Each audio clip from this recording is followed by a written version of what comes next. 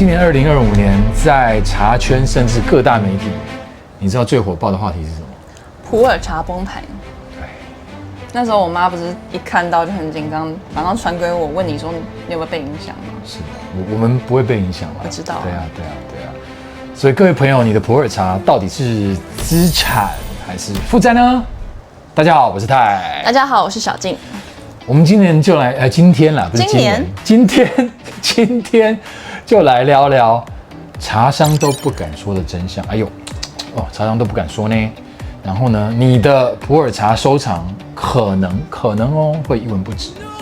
所以这一集的内容我们会稍微长一些，会长一点点，但是内容是满满的干货，很干，记得要配茶哦。对，记得配茶哦，大家一定要看到最后。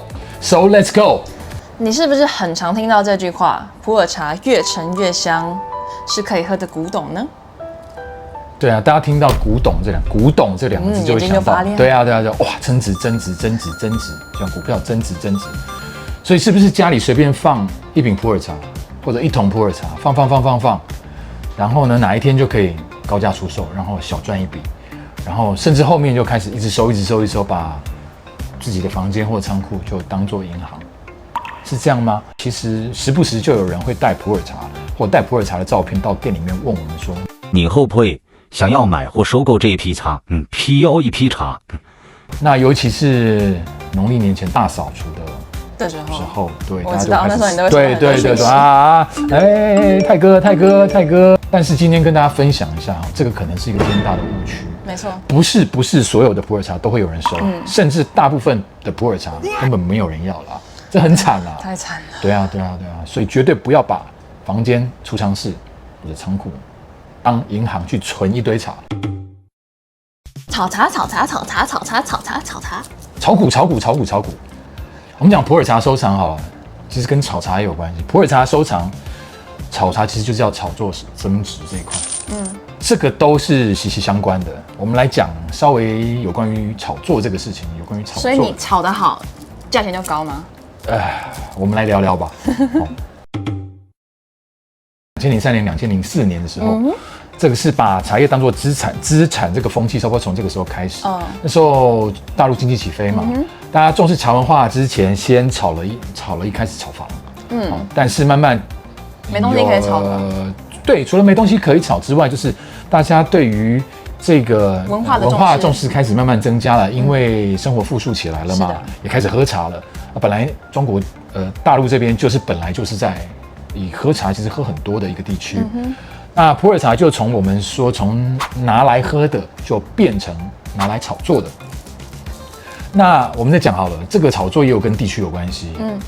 在大陆比较发达、比较富庶，就是北上广深这些地方，尤其是沿海城市，所以炒作这个资金进场的时候呢，是从云南本地，然后呢沿海地区有什么地方呢？我们有广东、福建、浙江这些资金进场。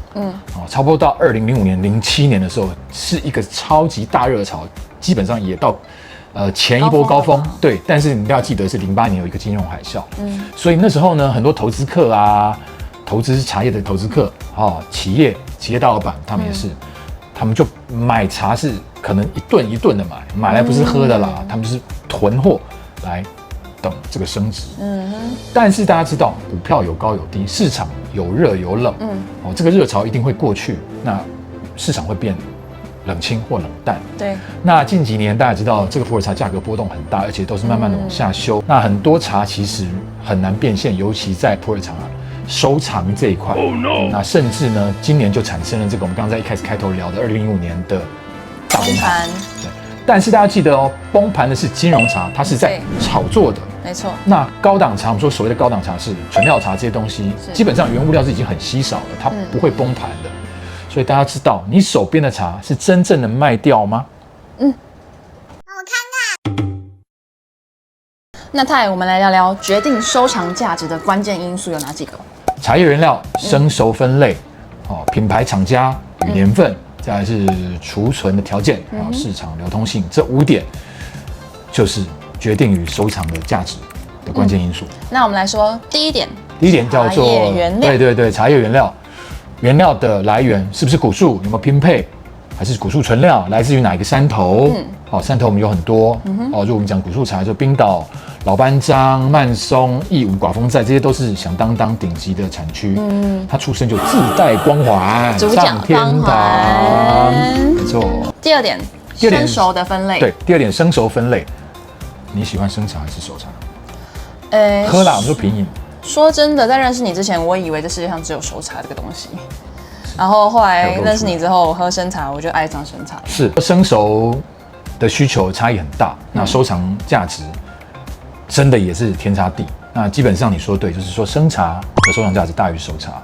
为什么呢？因为生茶它带有后转化或后发酵这样陈化的变化性，所以它的空间更大，非常大。对，只要你存得好，对，存得好绝对是没有问题的。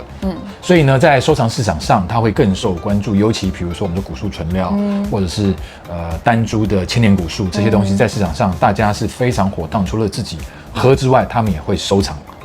因为大家知道，真的好的东西是年年增长这个价格。而且等到就是未来的大环境越来越差之后，再也做不出或种不出这样子的好茶之后，这些东西就越来越珍贵，越会稀缺，甚至有可能这东西是以后会变成药的。茶叶以前本来就是当做药啊，是啊，是没错。那刚刚你讲到环境的部分，就是天气的变异因素跟地球暖化的这个部分。你就像我们举例来说，我们现在在台湾这边，现在我们拍片的这个日期是10月快17号吧，已经接近快11月了，早上还是34度，对不对？所以大家要注意这个部分，为什么它的这个收藏价值会有这样子的部分？因为它的稀缺性。所以大家要收到正确的茶，尤其是我们说真正的古树纯料，没错，普洱生茶，它是非常稀缺的。对，那我们来说第三点吧，品牌与年份。OK， 品牌其实跟厂家也有关系啦。我们就说品牌、厂家其实是密不可分的。要有信任的厂家，要有信任的品牌。有信任的品牌，它后面一定是有好的厂家，对，提供好的茶叶原料跟制作好的茶产品。那年份呢，就是在于包装这个部分。我们讲年份是，因为在包装上都要有打出厂的年份。比如今年是2025年，它上面要印2025年的茶叶的制造日期跟当年的年份。有些饼或者有些茶叶，你在外面买的时候，它不一定会有这个部分，所以大家购买的时候呢，或要收藏的时候，尤其收藏的时候，一定要清楚，绝对不要购入标示不清或者甚至浑水摸鱼的这些茶品，它很难会有所谓的收藏价值，或者甚至有市场的基础。对，然后另外我想提到一下，就是你刚刚有说，就是好的厂家、好的品牌嘛，是。那是不是其实好的经营者、好的人，对了，茶其实就对了？对，没错。是不是都有说什么喝茶其实是要看人，是这样子吗？是啊，茶对人就对，就是一个好的人品，它其实基本上它的茶不会差到哪里去。当然，这个跟有时候有些机缘，它能调到好的东西，但是它基本上人品 OK， 是好人的话，它不太可能会卖有些偏门的东西。所以我们说茶对人就对，是这个意思。对啊。那我们再来聊第4点吧。好，储存的条件。OK， 储存条件其实很简单，我们就把它分成所谓的比如说干仓跟湿仓，没错。那你会喜欢干仓还是湿仓？当然是干仓啊，最安全啊。对，干仓安全，然后再来是在干仓的存放条件下，它不容易霉变。那干仓一般的民众收藏或一般茶友收藏，在收藏的部分，如果量不大的话呢，其实在一般的通风干燥的储存环境就可以了。那当然，以好的茶商跟一般的收藏家或者企业家，他们收好茶的状况，他们会找一个恒温恒湿的仓储。这个是非常重要的。对于你买了一个有收藏价值的茶再来储存，这个是非常非常重要，大家一定要注意。那湿仓的部分呢？那为什么有湿仓这部分产生？那当然这个跟历史也有关系啦。湿仓的来源大部分是以前我们说港仓。那因为它是天候的因素跟地理环境，那尤其以前的普洱茶都是从80年代从香港到台湾的。养茶？对，养茶、港式饮茶。然后呢，他们那些茶楼的地下室都会来囤茶。但是你也知道嘛，当时80年代的香港跟台湾差不多，台风一来，有时候也会淹水，所以湿仓产生了，茶叶进到水，但是他们也会怕说，对他们就让它干燥。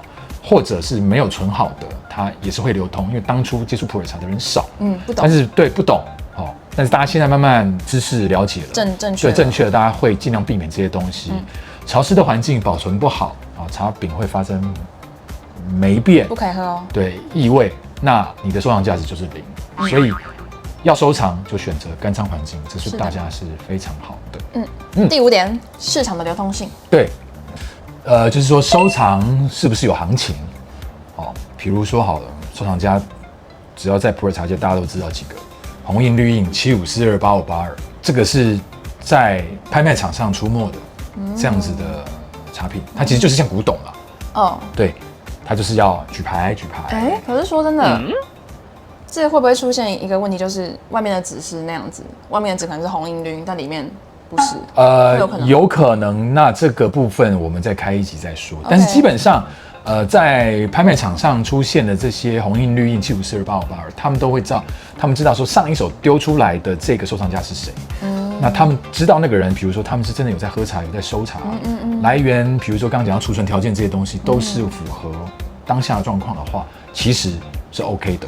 水好深啊！是啊，普洱茶水非常深。除了我们在聊这个是不是有行情之外，朋友们或者收藏圈会不会认可这个品相？山头啦、春寨啦，对，没有行情、没有人讨论的茶，就像没有价值的股票一样，不会有交易，不会有买卖。最重要的是品质，就像我们刚刚聊到的嘛，它就是说品质要好，包装要完整，就是说我们说会说品相要完整，茶的品相完整。再来是如果它有好的山头，比如说是冰岛，或者是比如说广丰寨。又是古树纯料，又是千年，哇，那一定更棒，对不对？它又是好的品牌，但是品牌迷思这个事情，大家要稍微注意一下，就是因为刚刚你聊到的，有可能人家会换包装啊，对，所以这个部分就是要有鉴别能力，要有鉴别能力的话，才会去辨别一片好的可以收藏的茶品。大品牌的东西不见得好，小的品牌的东西也不见得不好。差，对，但是自己要去了解，但是这得自己去做，去建立观念，对，所以因为像是很多东西，很多品牌其实是钱砸出来的嘛，是，当然是这样。再有我们知道很多球鞋的品牌，我们都是在买它的，是因为大家都知道，对。但是大家不用担心，因为我们这个频道是建立大家的正确知识观念，大家可以慢慢看，然后去建立真正的茶知识跟真正的这个概念。对，当你自己建立起来之后，是你就会有这个正确的能力去判断什么是好，什么是坏。那但是大家要记得一件事情，茶不只是看频道，大家来喝，要喝，慢慢从身体五感去学习。如果你对收藏有兴趣的话，要找我哦。不是啦，收藏要谨慎啦，不要就是乱买。我们也是跟朋友说哦，你真茶是要拿来喝的，你可以多买1-2片，买1桶。有花你可以多买那么一点点，但是不是狂买。但是这个前提是什么？这最重要，你要先会品饮，你会喝得懂，然后你会辨别，你会判别，这比买的多还重要。你要喝说，这个我喜欢的口感，第一个喜欢，你要知道它是什么样的状况，好，再慢慢进到所谓的收藏，投资放在最后面。好，这边是顺便跟大家推荐一个全新的企划跟单元，对，这个单元名称叫做 Bilingual Tea Guide。